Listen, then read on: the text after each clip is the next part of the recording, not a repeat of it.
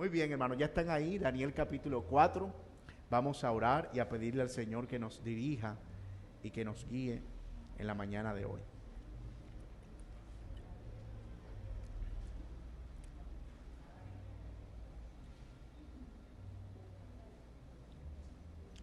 Querido Dios y Padre nuestro que estás en los cielos, te damos gracias por el gozo y el privilegio de poder cantar con la libertad que nos has dado y poder regocijarnos en esta bendición de estar juntos como pueblo, reunidos como iglesia. Gracias, Padre, por permitirnos venir nuevamente a este libro de Daniel para poder aprender de tu palabra, ser edificados, exhortados, animados y ser confrontados. Señor, habla a nuestras vidas y permítenos vernos como en un espejo y contemplar el rostro de Cristo en tu palabra.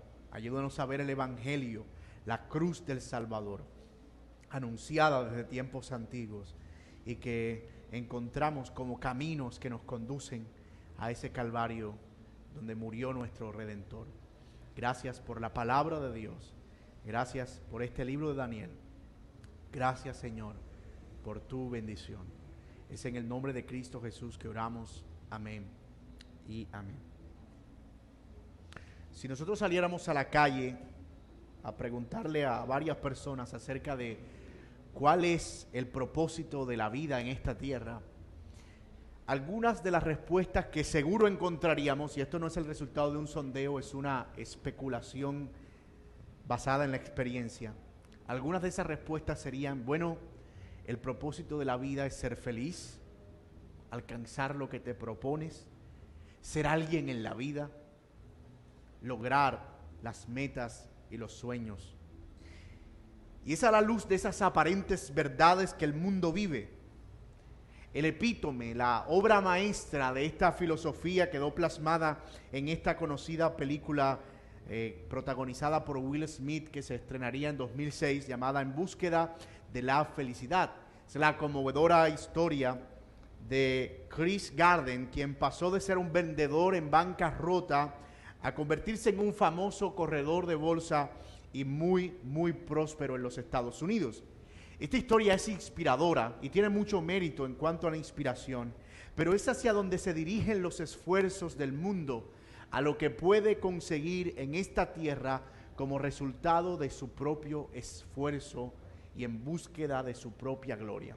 Ahora, si bien es cierto que nosotros debemos esforzarnos y ser diligentes en lo que hacemos en cada una de nuestras áreas, la meta para la cual nosotros fuimos creados no es buscar la gloria que encontramos para nosotros en lo que hacemos, sino la gloria de aquel que nos creó. Como bien señala la primera pregunta del Catecismo Bautista, ¿cuál debe ser el propósito principal del hombre? Responde: el propósito principal del hombre debe ser glorificar a Dios y disfrutar de Él para siempre. Cada vez que el hombre invierte sus esfuerzos en alejarse de su Creador y buscar su propia gloria, experimentará el fracaso. Pero en su misericordia, el trabajo de Dios es, por cierto, por medio de ese fracaso, traer al hombre al arrepentimiento. Cuando el hombre descubre su bancarrota espiritual, su desgracia espiritual, el fracaso de sus propios esfuerzos, entonces Dios interviene para traerlo al arrepentimiento y la fe y poner en medio de su pecho un corazón que pueda adorarlo. Y es de eso de lo que nosotros vamos a hablar en la mañana de hoy. De un hombre que cambió la gloria de Dios por su propia gloria, pero que fue humillado en manos de ese alfarero celestial hasta ser moldeado en alguien que le adoraría, según se cree, los últimos años de su vida. Veremos, por tanto, la presentación, la última presentación de Nabucodonosor en este libro de Daniel, en el capítulo 4, que hemos estado estudiando en las últimas semanas, a la luz de nuestros ya acostumbrados tres encabezados. Primero de ellos veremos una atormentadora revelación de los versículos 1 al 18 del capítulo 4. Veremos en segundo lugar una determinada advertencia, versículos 19 al 27. Y veremos en tercer lugar un inevitable cumplimiento de esa advertencia, versículos 28 al 33. Así que nuestro texto sigue una estructura bien sencilla. Hay una revelación que tiene el rey, que es atormentadora, luego una interpretación de esa revelación que viene de la mano con una advertencia determinante de parte de Daniel, y finalmente un inevitable cumplimiento de parte de Dios de esa revelación, pero al mismo tiempo cómo Dios traería a Nabucodonosor a arrepentimiento. Y es allí donde estaremos los próximos minutos en este sermón. Note lo que dice el versículo 1 de Daniel capítulo 4. Nabucodonosor, rey a todos los pueblos, naciones y lenguas que moran en toda la tierra, paz o sean multiplicadas. Conviene que yo declare las señales y milagros que el Dios Altísimo ha hecho conmigo. Cuán grandes son sus señales y cuán potentes sus maravillas. Su reino es reino sempiterno y su señorío de generación en generación. Yo, Nabucodonosor, estaba tranquilo en mi casa y floreciendo en mi palacio, y vi un sueño que me espantó, y tendido en cama, las imaginaciones y visiones de mi cabeza me turbaron. Por esto mandé que vinieran delante de mí todos los sabios de Babilonia, para que me mostrasen la interpretación del sueño. Y vinieron magos, astrólogos, caldeos y adivinos, y les dije el sueño, pero no pudieron mostrar su interpretación. Hasta que entró delante de mí Daniel, cuyo nombre es Belsasar, como el nombre de mi Dios, y en quien mora el espíritu de los dioses santos.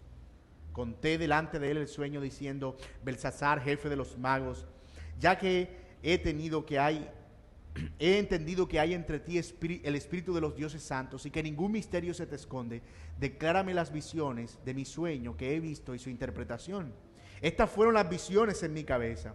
Mientras estaba en mi cama, me parecía ver en medio de la tierra un árbol cuya altura era grande. Crecía este árbol y se hacía fuerte, y su copa llegaba hasta el cielo y se alcanzaba a ver desde los confines de la tierra. Su follaje era hermoso y su fruto abundante, y había en él alimento para todo.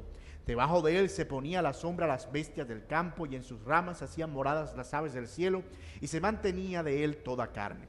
Vi en las visiones de mi cabeza, mientras estaba en mi cama, que aquí un vigilante y santo descendía del cielo. Y clamaba fuertemente y decía así: derribad el árbol, cortad sus ramas, quitadle el follaje y dispersad su fruto. Váyanse las bestias que están debajo de él y las aves de sus ramas, mas la cepa de sus raíces dejadla en la tierra, con atadura de hierro y de bronce entre la hierba del campo. Se ha mojado con el rocío del cielo, y con las bestias sea su parte entre la hierba de la tierra. Su corazón de hombre se ha cambiado y le se ha dado corazón de bestia, y pasen sobre él 7 tiempos. La sentencia es por decreto de los vigilantes y por dicho de los santos, la resolución, para que conozcan los vivientes que el Altísimo gobierna el reino de los hombres, y que a quien quiere lo da, y construye sobre él al más bajo de los hombres. Yo, el rey Nabucodonosor, he visto este sueño. Tú pues, Belsasar, dirás la interpretación de él, porque todos los sabios de mi reino no han podido mostrarme su interpretación, mas tú puedes, porque mora en ti el espíritu de los dioses santos. Y allí toma nombre nuestro primer encabezado, ¿verdad? Una atormentadora revelación. Los versículos del 1 al 3 que hemos leído son particularmente interesantes, porque se trata de un encabezado de lo que en adelante leeremos como un escrito del mismo rey, como una carta, como palabras de él mismo. Es decir, Daniel no es quien está escribiendo eso, probablemente un escriba del rey, pero es Nabucodonosor quien está redactando este capítulo 4, como ustedes pueden notarlo. Él es quien está relatando o hablando de esta visión tan extraordinaria, pero al mismo tiempo presentando un testimonio de vida, y se refiere a ello como algo conveniente, como algo necesario. Es necesario que yo declare las cosas que el Señor ha hecho, algo que él mismo no puede callar o guardar. Y esto, hermanos, es llamativo. Cuando nosotros somos conscientes de la tremenda obra que el Señor ha hecho en nosotros, no podemos callar, guardarlo. Pero tampoco se trata de un testimonio para mostrar cuán buenos somos, sino para que, tal como Nabucodonosor lo declara, proclamemos su grandeza y su majestad, y mostremos su reino y su poderío. Es que los hechos narrados aquí pudieron haberse desarrollado más o menos en los últimos años de vida del rey Nabucodonosor. quien gobernó más o menos, según se cree en la historia, por 45 años en Babilonia.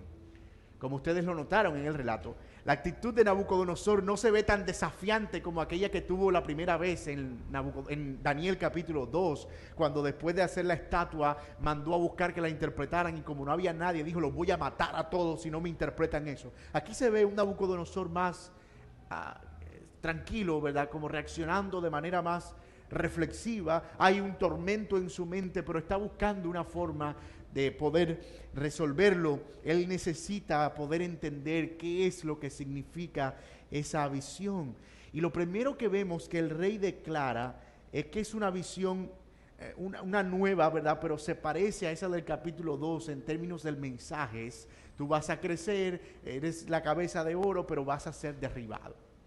Tú vas a ser derribado. Pero de la misma manera que en el capítulo 2 el alma de Nabucodonosor fue turbada, aquí vemos también el alma de Nabucodonosor altamente turbada en su espíritu.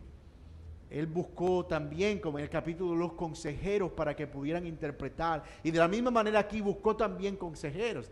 De la misma forma, en el capítulo 2, los consejeros y sabios y brujos de Babilonia no pudieron interpretarlo, sino solo Daniel. Igualmente aquí en el capítulo 4, los consejeros, sabios y magos no pudieron, sino solamente Daniel.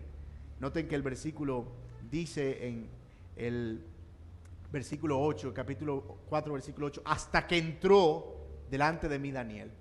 Es decir, en ese momento parece como que se le alumbró la sala.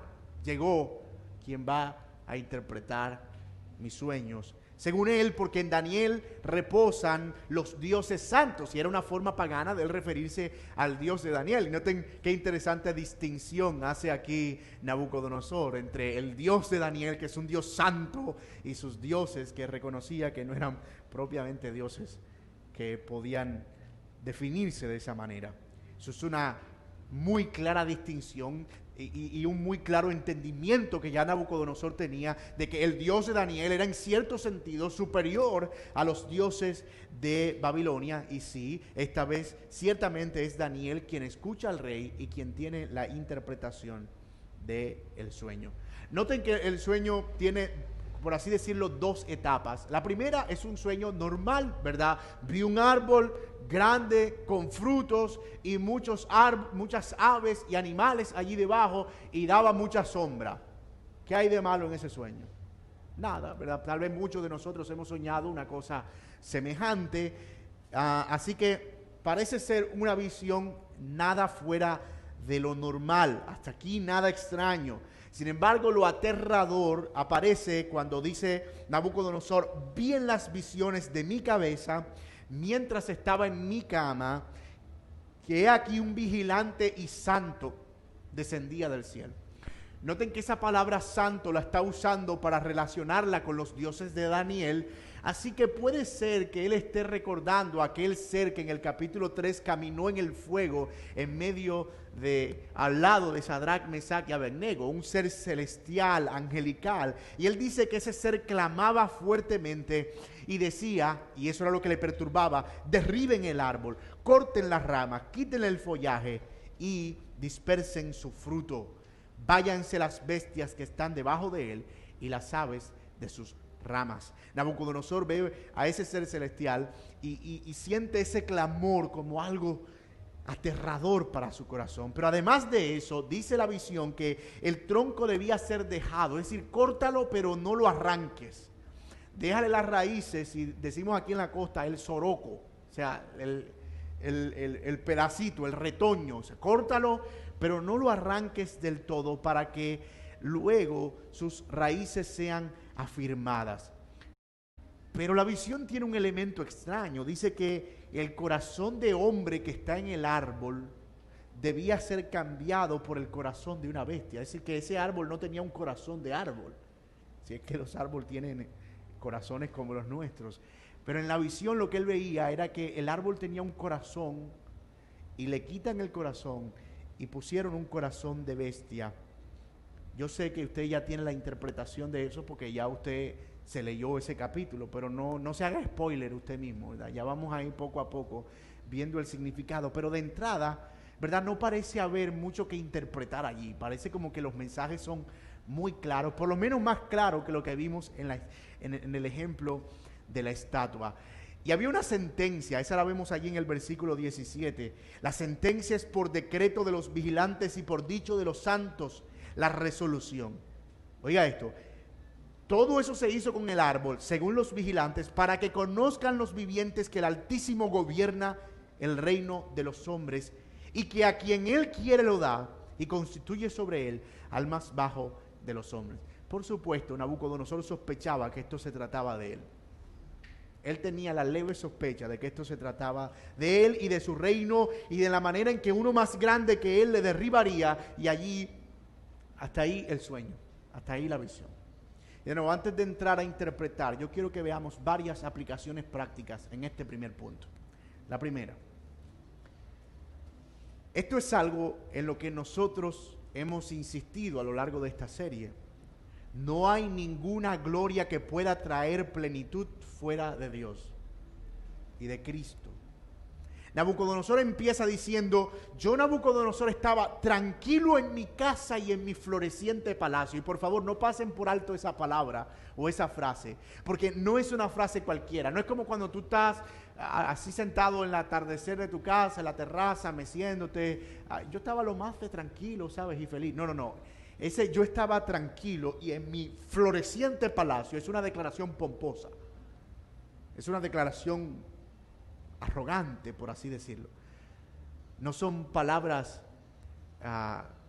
vanas, sino que están afirmando la confianza que el rey tenía en su propio trabajo. Él dice: yo estaba tranquilo en mi casa, en mi floreciente palacio. Sin embargo, aun cuando podía considerarse la meta máxima de la vida, aun cuando muchos de nosotros pudiéramos considerar que Nabucodonosor, siendo el hombre más poderoso de la tierra, había llegado a la plenitud de su vida, a la meta de su tranquilidad, ¿verdad? Lo que piensan muchos: algún día yo quiero tener las canas, el pelo canoso y estar tranquilo en una cabaña frente a la playa y pasar allí los últimos días de mi vida.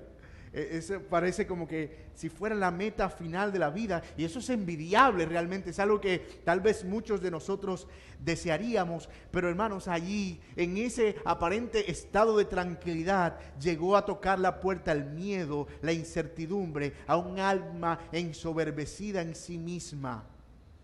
Porque, mis amados, un alma arrogante siempre temerá a cualquier amenaza de perderlo todo. A alguien que se jacta de su propia gloria, de haber obtenido todo por su propio esfuerzo, siempre lo verás temiendo acerca de cómo perderlo todo, porque allí está su confianza, allí él descansa.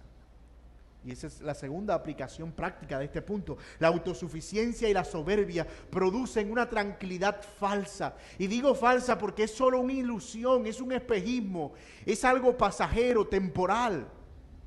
Este relato se parece al de aquel hombre del que habló Jesús en la parábola, que acumuló riquezas y mandó a hacer graneros para llenar mucho más sus graneros, y mandó a hacer más almacenes para acumular para el futuro, y se acostó y, recostando su espalda, declaró diciendo: ¿qué haré? Porque no tengo dónde guardar mis frutos. Y dijo: esto haré, derribaré mis graneros y los edificaré mayores, y allí guardaré todos mis frutos y mis bienes, y diré a mi alma, escucha esto: alma, muchos bienes tienes guardados para muchos años, repósate, come, bebe y regocíjate. Cuidado con este espejismo, mis amados. Cuidado con este espejismo, con pensar que hemos llegado al final de la meta de la vida por alcanzar bienes y riquezas o la plenitud que este mundo persigue. Y yo no quiero que usted piense que yo estoy tratando de decir que eso es malo. Yo lo que estoy tratando de decir es que si eso se convierte en la meta final de nuestra vida, lejos de Dios, el fracaso está a la puerta. Cuando la verdad es que el que pone su confianza en estas cosas materiales es como el que construye sobre la arena. Tarde o temprano el viento lo derribará, y me refiero a la muerte misma. Al final, ¿verdad? Como decía Salomón, ¿qué nos llevamos de aquí? Toda la vida sin Dios, incluso si persigue la búsqueda de la felicidad que los hombres persiguen aquí, al final termina resumiéndose en vanidad de vanidades. Si no persiguen el convertir en ese deleite en algo para la gloria de Dios. Y este es un llamado, hermanos, a atesorar en los cielos. Esta es la tercera aplicación de este punto. A no perseguir las cosas efímeras de este mundo. Mis amados, no amemos las cosas de este mundo, ni sus riquezas, ni sus bellezas. Y sé que eso pueden a veces ser muy, muy atractivo, pero hay una gloria mayor en perseguir las cosas de arriba, las del reino de los cielos. Su justicia, cultivar la espiritualidad, crecer en el servicio, amar la santidad. Porque no importa cuántas cosas dejemos de ganar en este mundo, si hemos ganado a Cristo, lo hemos ganado todo. Y eso es lo que nosotros somos llamados a perseguir. Si tú persigues una meta o un sueño, si planeas crecer como árbol que dé fruto, hazlo para la gloria de Dios, como dice el Salmo capítulo 1. Que aquel que medita en su ley de día y de noche será como árbol plantado junto a corrientes de agua, que da su fruto a su tiempo y su hoja no cae, y todo lo que hace prospera. Pero nota dónde empieza todo: el que medita en su palabra de día y de noche.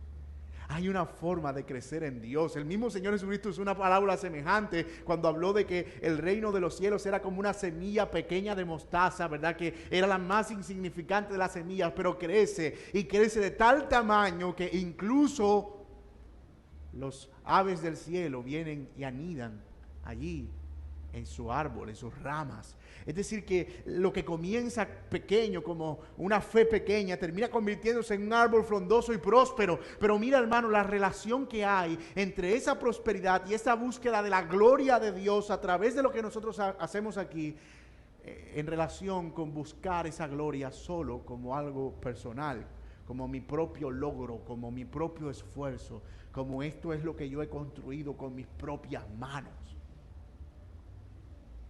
Mi hermano, no debemos olvidar que nada hemos traído a este mundo y nada habremos de llevarnos. Jóvenes que están aquí, a veces nosotros queremos comernos el mundo, ¿verdad? Y cuando nos sentimos que por primera vez nuestros papás nos dicen: mira, la puerta está ahí, puedes irte cuando quieras. Nosotros salimos bravos: voy a salir y voy a trabajar y voy a conseguir plata y voy a hacerme un profesional y voy a conseguirme un carro y voy a demostrarle que yo sí puedo. No tienes que demostrarle nada a nadie. Por supuesto, no hay nada de malo en desear ser diligentes, pero esa no es la meta de la vida. A veces muchos cristianos parecen futbolistas cuando les entrevistan, o algunos de esos futbolistas que entrevistan y les preguntan: ¿cuál es tu sueño? No, mi sueño es llegar al fútbol profesional y sacar mi familia adelante, y eso es todo lo que hay para ofrecer. Pero hermano, no, de eso no se trata la vida realmente. Hay mucho más. La realidad es que quien persigue todas estas cosas lejos de Dios debe saber que el Señor cortará un día ese árbol y tal vez ya no haya oportunidad de retoño. Tal vez ya no haya oportunidad de retoño. Daniel interpretaría una vez más el sueño, pero esta vez sería más una advertencia, una invitación al arrepentimiento, y esto nos lleva a nuestro segundo encabezado en la mañana de hoy. Noten conmigo el versículo 19. Versículo 19. Entonces Daniel, cuyo nombre era Belsasar, quedó atónito casi una hora, y sus pensamientos lo turbaban. El rey habló y dijo: Belsasar, no te turben ni el sueño ni su interpretación. Y Belsasar, que es Daniel, respondió y dijo: Señor mío, el sueño sea para tus enemigos y su interpretación para los que mal te quieren. El árbol que viste, que crecía y se hacía fuerte y cuya copa llegaba hasta el cielo y que se veía desde todos los confines de la tierra, cuyo follaje era hermoso y su fruto abundante, y en que había alimento para todos, debajo del cual moraban las bestias del campo y en cuyas ramas anidaban las aves del cielo, tú mismo eres. Oh rey, que creciste y te hiciste fuerte, pues creció tu grandeza y ha llegado hasta el cielo y tu dominio hasta los confines de la tierra.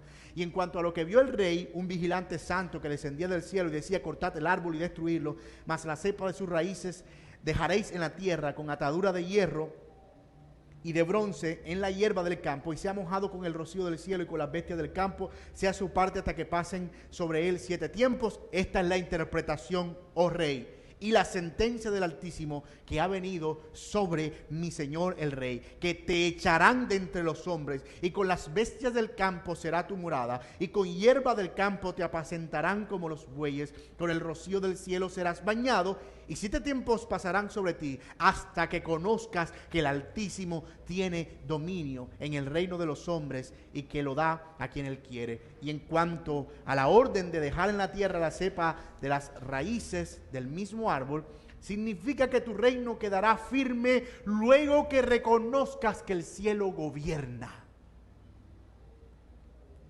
Wow. Por tanto, oh rey, me encanta este Daniel. Mira Daniel aquí. Por tanto, oh rey, acepta mi consejo.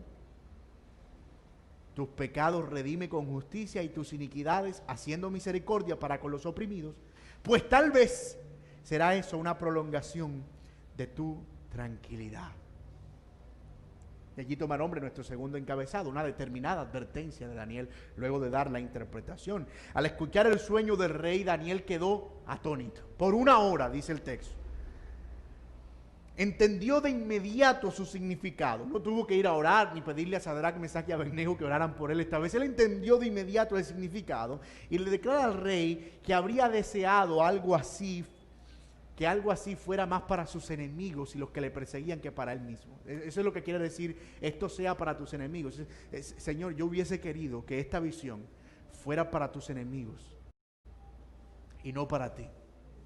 Y esto nos deja ver el sentido en el que Daniel había llegado a guardar cierta consideración al rey, cierto cariño al rey, ¿verdad?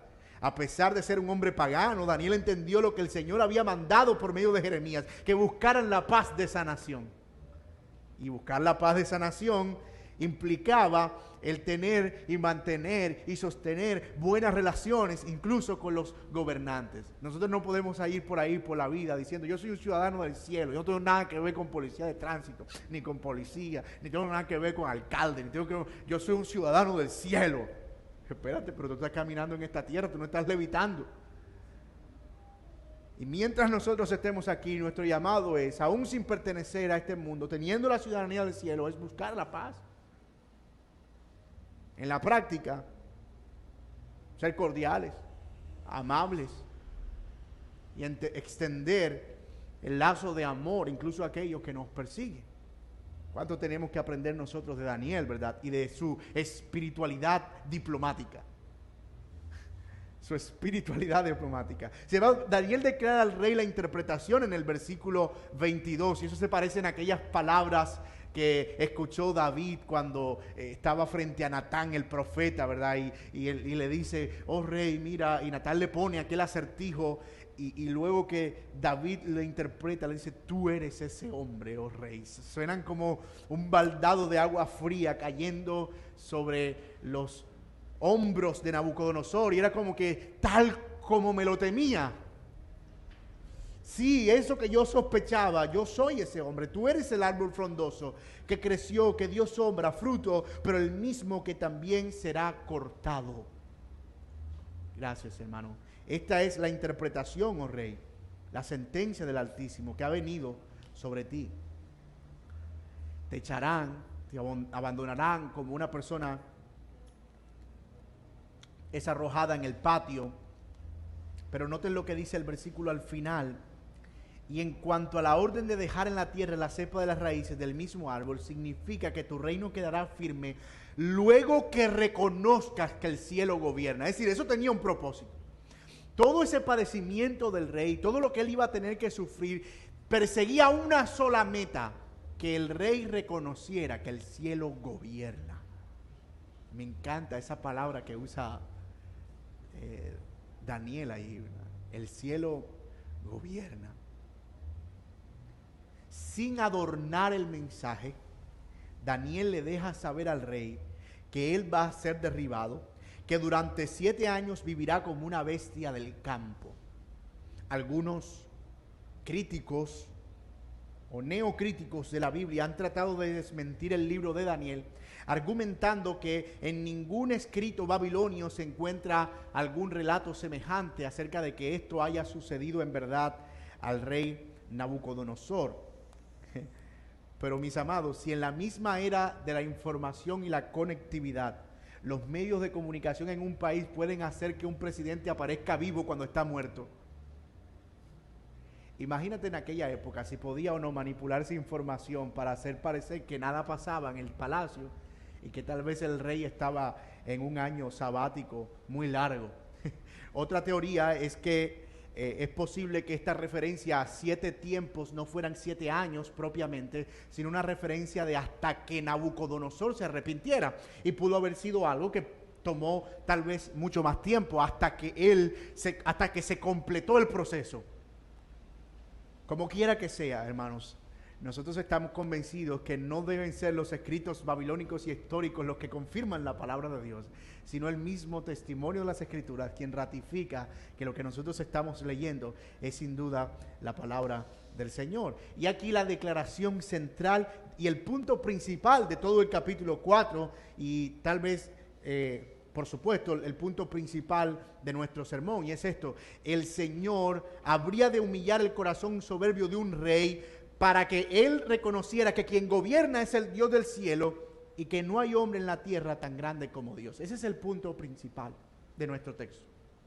Dios humilla la soberbia de un hombre hasta que ese hombre pueda reconocer que hay alguien más grande que gobierna en el cielo, nuestro Dios. También este capítulo muestra que aquel que se humilla es exaltado por Dios, pero el que se exalta, el que es altivo, será humillado por el Señor, como dice bien el Salmo, ¿verdad? El Señor al altivo lo mira de lejos, pero al que se humilla lo mira de cerca. Pero no todo termina ahí. Daniel le da al rey una interpretación, pero también una importante recomendación. Él actúa como un sabio consejero. Por tanto, oh rey, acepta mi consejo. Tus pecados redime con justicia y tus iniquidades haciendo misericordia para con los oprimidos, pues tal vez será eso una prolongación de tu tranquilidad. Miren cómo dice la Nueva Traducción Viviente. Rey Nabucodonosor, por favor acepta mi consejo. Deja de pecar y haga lo correcto. Apártese de su perverso pasado y sea compasivo con los pobres. Quizá entonces pueda seguir prosperando. Esta es una advertencia sabia de parte de Daniel. Nabucodonosor podía evitar el camino largo de la humillación y el sufrimiento siguiendo el consejo de Daniel. Y Daniel lo llama al arrepentimiento, a redimirse con la justicia. Y escúcheme bien, no podemos hacer una hermenéutica de la salvación en este pasaje, porque alguien podría concluir, ok, si yo hago entonces obras de misericordia y de justicia y ayudo a los pobres, entonces podré obtener la salvación que viene del Señor. No, el Señor está hablando más bien a través de Daniel en términos de reivindicarse como alguien que estaba haciendo lo correcto, como alguien justo, como alguien que era consecuente, ¿verdad? Que decía alabar a Dios y servir al Dios del cielo, como lo había declarado en muchas ocasiones, pero que era consecuente con eso, era compasivo con los pobres, no vivía en disoluciones ni pecados, sino que buscaba alabar a ese Dios santo. De nuevo, este no es un pasaje que sea un llamado a la salvación de Nabucodonosor, pero sí un llamado a corregir su camino y su conducta, un llamado al arrepentimiento, sí a cambiar sus malas acciones por acciones justas. Pero este pasaje queda como una evidencia de que Daniel le estaba pidiendo a un hombre con un corazón malo que hiciera lo que no podía hacer. Es como sentarte a conversar con un muerto, con un cadáver, y esperar que el cadáver te responda. Es un cadáver. Está muerto en sus delitos y pecados Nabucodonosor, y eso le imposibilita hacer esas obras de justicia. Nabucodonosor no podía redimir sus pecados y hacer misericordia hasta que no conociera al Dios del cielo plenamente como quien gobernaba, y no él. No él era quien gobernaba, sino el Dios del cielo. Y ciertamente nosotros no podemos pedirle a un hombre muerto en sus delitos y pecados que fabrique su propia redención. Eso es imposible, porque la salvación viene del Señor. Varias implicaciones prácticas de este segundo punto. Notemos en primer lugar que Daniel no cambió la versión del sueño para agradar al rey. Él quedó atónito con lo que vio, pero habló con verdad. Y esto es tan contrario a lo que muchos hacen hoy con el mensaje del Evangelio. Tan contrario. Convirtiéndolo solo en noticias agradables y en mensajes de paz y prosperidad. Falsos anuncios, por cierto. Falsas promesas de felicidad, ignorando el llamado al arrepentimiento. Somos nosotros llamados a hablar con claridad y en cuanto al Evangelio, a anunciar la verdad completa y no solo parte de la verdad. No a acomodarla dependiendo de a quién tengamos enfrente. Si es una persona más humilde que nosotros, le hablamos con tanta firmeza y franqueza. Debes arrepentirte de tus pecados. Estás mal con Dios. Irás a ir al infierno. Pero si nos encontramos con alguien que tal vez está a unos estratos más arriba. Oh, mi Señor, el Dios es tan bueno con usted. Y el Señor tiene algo maravilloso para su vida y para su familia. No, hermano, tú no ves a Daniel acomodando el mensaje. Tú ves a Daniel hablando con claridad y con verdad. Y el Evangelio tiene dos elementos. Tiene un elemento que anuncia en cierta manera buenas nuevas. Vengan a mí, hay perdón suficiente, hay agua para los sedientos, hay redención para los perdidos, hay libertad para los cautivos. Pero también tiene un elemento que confronta el pecado. Un elemento que habla del arrepentimiento, que dice la verdad. Que le dice al hombre, tú estás muerto, no puedes salvarte por ti mismo y has de ser condenado por ese pecado por el que no puedes salvarte. Y por el que no puedes hacer nada. Hay una mala noticia implícita en el Evangelio, a la par de una buena noticia, y no podemos solo presentar una de las dos. Si solo presentamos la mala noticia, estamos presentando a un Dios poco compasivo y misericordia que no está dispuesto a perdonar, sino a castigar. Pero si solo presentamos la buena noticia, entonces estamos presentando a un Dios parcializado que pasa por alto el pecado. No te preocupes, eso no es nada, no tienes que hacer nada, solo ven y sé feliz y disfruta de la plenitud. Y vendemos el Evangelio como si fueran terapias de spa para el alma. Pero eso no es el Evangelio de Jesús. El Evangelio de Jesús confronta nuestras realidades, nos golpea en el pecho, le pega a nuestro orgullo, le pega a nuestra autosuficiencia. Otro aspecto central de este pasaje que tiene que ver con la manera en que Dios trabaja para quitar la soberbia de los corazones. Él lo hace por medio de la humillación. Y tal vez esa es la historia de muchos de nosotros en este salón. Muchos de nosotros en este salón nos creíamos dueños del mundo hasta que el Señor puso nuestra lengua contra el suelo. No podemos perder la esperanza al respecto de los endurecidos que nos rodean, especialmente de nuestros familiares, porque sabe el Señor presentar su verdad, bien sea por el camino de la misericordia o por el camino de la humillación. Puede el Señor atraer, bien sea por cuerdas de amor o bien sea por cuerdas de justicia. Puede el Señor llamar tan compasivamente a un hombre como a Pedro: sígueme y te haré pescador de hombres. O puede hacerlo tan duramente como a Pablo, humillándolo y llevándolo a reconocer su propia insuficiencia. Mis amados, cuando nosotros vemos, ¿verdad?, tantas personas jactándose alrededor nuestro de su poca necesidad del Evangelio, no, eso no es para mí ahora. Nos sentimos tan rechazados nosotros. Pero sabe, un día ellos tendrán que presentarse delante de Dios y tendrán que dar cuentas al que vive por los siglos. Y tal vez para entonces ya no haya ninguna oportunidad. Y nosotros debemos orar para que si el Señor ha de hacer algo, lo haga aquí.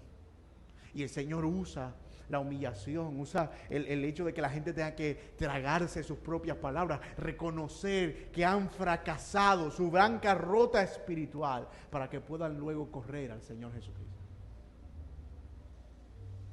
Y nosotros no deseamos que sea de esa manera, ¿verdad? Pero ¿cuántos tienen esta historia? Yo tenía mi trabajo, tenía mi gloria, pero el Señor me quitó el trabajo, me quitó a mi familia, me enfermó, me llevó a ver que no tenía sentido todo esto, me humilló. Hay un camino más corto, el arrepentimiento, el de venir al Señor Jesucristo en fe. Y otra implicación práctica de este punto, definitivamente debemos destacar la actitud de Daniel. Al dar al rey una recomendación y una salida por el camino del arrepentimiento. Mis amados, nosotros estamos llamados no a consentir el pecado de otros o a dejarlos como que ese es su problema. Si Dios nos pone personas enfrente, es para que le hablemos con verdad, con compasión, pero también con determinación acerca de cuál es el camino que deben buscar. A veces nos ponemos a buscar consejos a dar consejos de muchas maneras. Pero tal vez lo que las personas necesitan oír es a alguien que pueda decirles que si siguen en ese camino que llevan, van a ir al fracaso. Y esa es la verdadera compasión. Una verdadera muestra de amor es esa. Si viene alguien, mira, tengo un problema con mi matrimonio, ¿verdad? Es un matrimonio que no tiene a Cristo, hay pecado por todos lados. Y empezamos a buscar consejos de la abuela, del tío, de internet, de la revista Cosmopolitan. Mira, llévale flores, sácala al cine, cómprale, báñate junto con ella, llévale la comida a la cama, trátala con dulzura. Y empezamos a aconsejar según la sabiduría del mundo. Pero espérate. Esa persona necesita arrepentirse, ese marido necesita arrepentirse, esa mujer necesita arrepentirse. Tú no puedes ponerle un pañito de agua tibia y decirle que las cosas van a estar bien. Tú no puedes permitir que se vayan hacia sus casas. Tampoco se trata de enojarnos con ellos. Venga, tienes que arrepentirte. Yo pienso aquí y veo a un Daniel muy sabio. ¿Se acuerdan que él tiene mucho tacto? Mira que él no le dice, rey, tú tienes que arrepentirse. Dice, rey, yo te voy a dar una recomendación. Y por favor, rey, recibe mi recomendación. Arrepiéntete.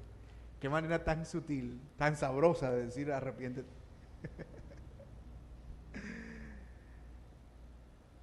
Me duele lo que está pasando. No te lo deseo, pero debes arrepentirte. Me duele lo que estás viviendo. Me identifico contigo. No sabes cuánto lo siento, pero debes arrepentirte. No debemos alimentar la victimización, mis hermanos. Porque a veces alimentamos a esas personas que están sufriendo como consecuencia de su pecado como víctimas. Decimos, ay, no te preocupes, yo lloro contigo, soy tu paño de lágrimas. No, mi hermano, ellos vienen a ti porque tú debes tener una respuesta para ellos. Y esa respuesta es esta respuesta de Daniel, el llamado al arrepentimiento. Aplausos de pie para Daniel. Confrontando sabiamente al rey, pero también presentándole el camino del arrepentimiento como la ruta que él debía continuar. La decisión estaba en manos del rey, pero sabemos que sería imposible para él en sus propias fuerzas. Así que es Dios quien interviene, haciendo cumplir su anuncio y su advertencia, lo que nos lleva de la mano a nuestro tercer y último encabezado. Noten lo que dice la palabra de Dios en el versículo 33. En la misma hora se cumplió la palabra sobre Nabucodonosor, y fue echado entre los hombres, y comía hierba como los bueyes, y su cuerpo se mojaba con el rocío del cielo. Miren en el versículo 28, para que tengamos un poco más de contexto. Todo esto vino sobre el rey Nabucodonosor al cabo de 12 meses. Paseando en el palacio real de Babilonia, habló el rey y dijo, ¿no es esta la gran Babilonia que yo edifiqué para casa real con las fuerzas de mi poder y para la gloria de mi majestad? Aún estaba la palabra en la boca. Mira, hermano, eso no demoró un mes, ni una semana, no demoró ni un día. Todavía estaba él hablando de esa manera cuando una abeja le picó el labio. Digo esto porque una vez estaba hablando un montón de ociosidades yo, y una abeja me picó. Yo dije, qué formas tan sutiles tiene el Señor de mandarme a callar. Aún estaba la palabra en la boca del rey cuando vino una voz del cielo. A ti se te dice, rey Nabucodonosor, el reino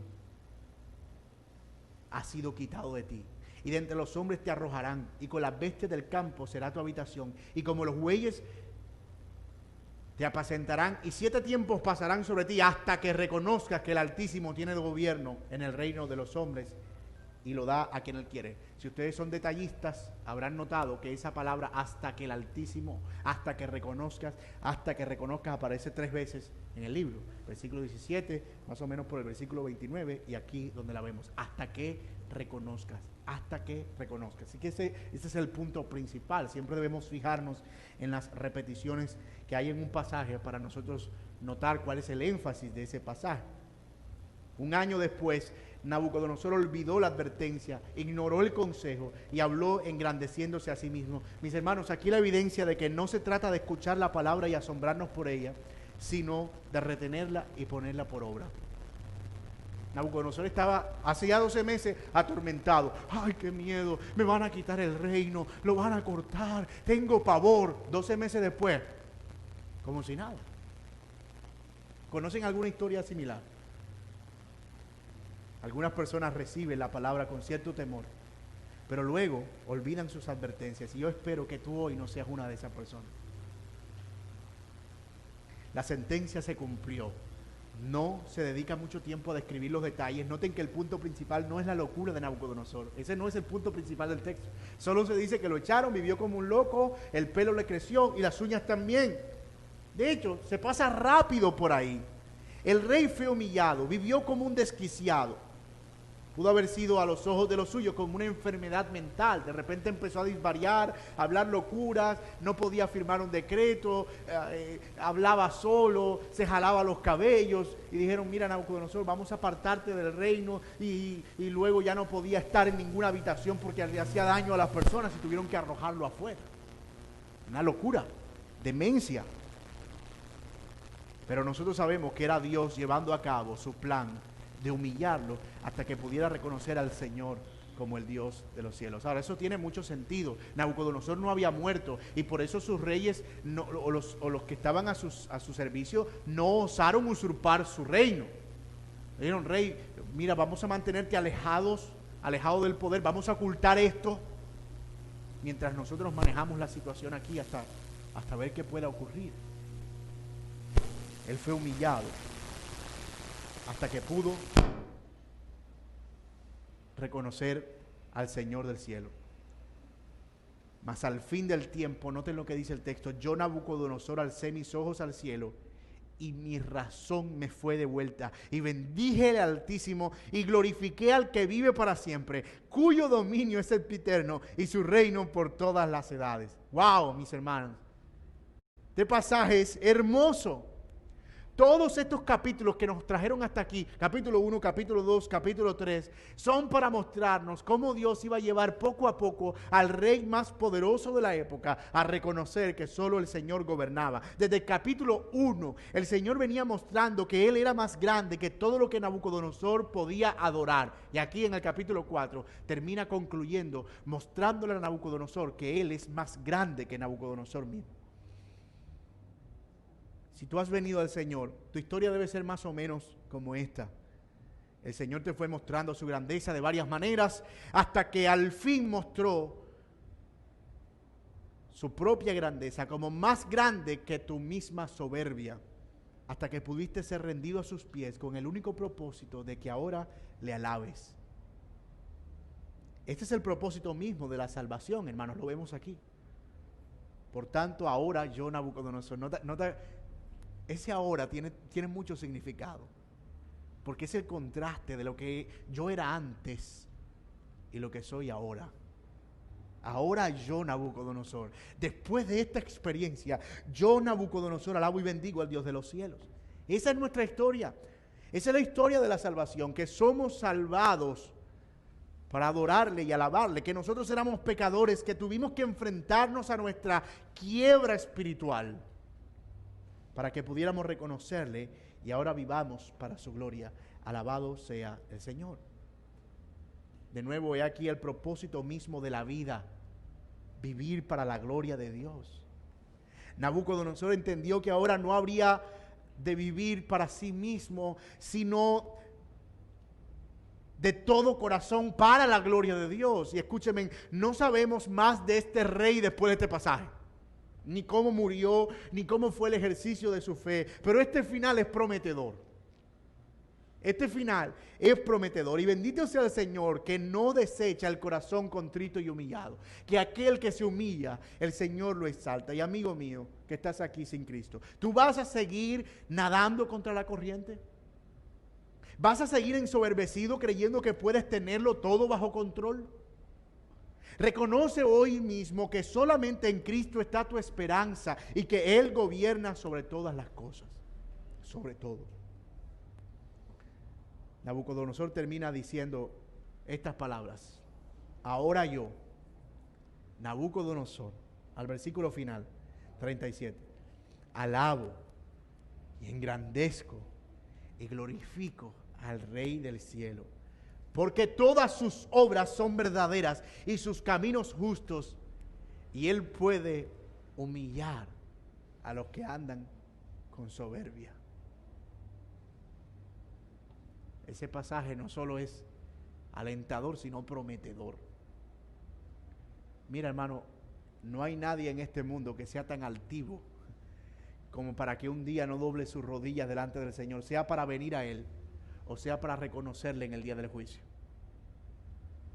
Pero toda rodilla se doblará ante el Rey Celestial. Y la pregunta es, con la que quiero terminar este sermón, ¿tú puedes decir eso hoy de ti mismo por causa de lo que el Señor ha hecho? ¿Tú puedes decir como Nabucodonosor, yo alabo y engrandezco y glorifico al Rey del cielo porque todas sus obras son verdaderas y sus caminos justos, y Él puede humillar a los que andan en soberbia? ¿Tú puedes alabar al Señor hoy? ¿Tú puedes vivir para su gloria? Dice Efesios capítulo 1 que Él nos hizo precisamente para la alabanza de la gloria de su nombre. Y como empezamos este sermón usando la pregunta del catecismo bautista, ¿cuál es el motivo principal o el fin último de la vida? Que podamos disfrutar de Dios, vivir para su gloria, vivir para Él.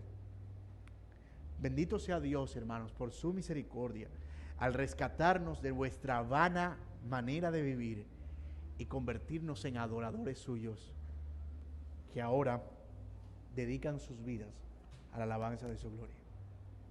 Vamos a orar esta mañana. Señor. Padre, queremos darte gracias, Señor, por tu palabra en esta mañana. Y gracias por mostrarnos, oh Dios celestial, que tú gobiernas sobre todo, que el cielo reina y que aunque nosotros hemos intentado construir nuestros propios imperios en esta tierra y hacernos dioses de nuestra propia vida y los gobernantes de nuestro destino y futuro, tú usas, Señor, tu soberanía para humillarnos y mostrarnos, Señor, que nada en este mundo puede satisfacernos plenamente, sino lo que proviene de ti y de tu gracia. Ayúdanos, Señor, ahora que hemos sido rescatados de esta vana manera de vivir, a que podamos vivir para la alabanza de tu gloria, con un propósito y un sentido, glorificar tu nombre. Gracias por ayudarnos a reconocer que nuestro llamado no es a perseguir lo que este mundo persigue, sino a perseguir tu gloria. Y si has de concedernos la dicha, Señor, de disfrutar de lo que tú nos das de este lado de la eternidad, incluso eso queremos hacerlo para tu gloria.